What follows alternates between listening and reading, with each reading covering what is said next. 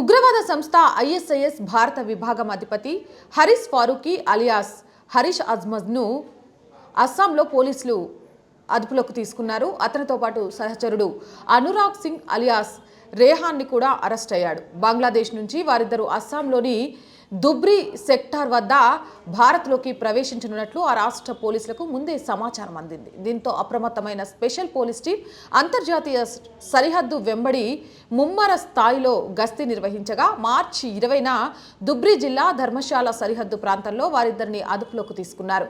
కాగా ఐఎస్ఐఎస్లో కీలక ఉగ్రవాదులుగా చలామణి అవుతున్న ఇద్దరిని అదుపులోకి తీసుకున్న అస్సాం పోలీసులపై సీఎం హేమంత్ బిశ్వ శర్మ ప్రశంసల వర్షం కురిపించారు.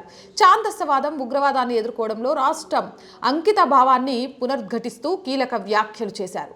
ఛాందసవాదానికి వ్యతిరేకంగా మన పోరాటాన్ని కొనసాగించాలన్నారు. ప్రధానమంత్రి నరేంద్ర మోదీ నాయకత్వంలో మన దేశం ఉగ్రవాదాన్ని నిర్మూలించాలి. అస్సాం పోలీసులకు ప్రత్యేక ధన్యవాదాలు అని తెలియజేశారు.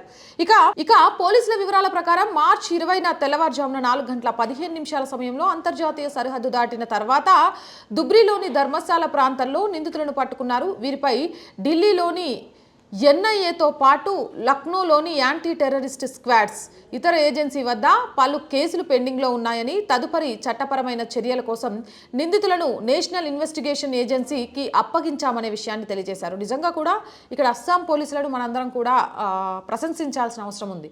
ఈ ఐఎస్ఐఎస్కి సంబంధించిన ప్రధాన నిందితులు ఎందుకు అస్సాంలో చేరే ప్రయత్నం చేశారు? ఈ మధ్యకాలంలో చూస్తున్నాం అస్సాంలో అక్రమ మత మార్పిడులకు సంబంధించి కానీ, అలాగే సిఏఏకి సంబంధించి కానీ చాలా కఠినమైన చర్యలు తీసుకుంటూ యోగి మార్క్ పాలనను తీసుకొచ్చేందుకు హిమంత బిశ్వ శర్మ అస్సాంలో గట్టి ప్రయత్నం చేస్తున్నారు. ఈ నేపథ్యంలో ఇలాంటి ఉగ్రవాదులు అస్సాంలోకి ప్రవేశించి అసలు ఎన్నికలకు ముందు భారతదేశంలో ఎలాంటి చర్యలను రేకెత్తించడానికి ఐఎస్ఐఎస్ కుట్రమన్నింది.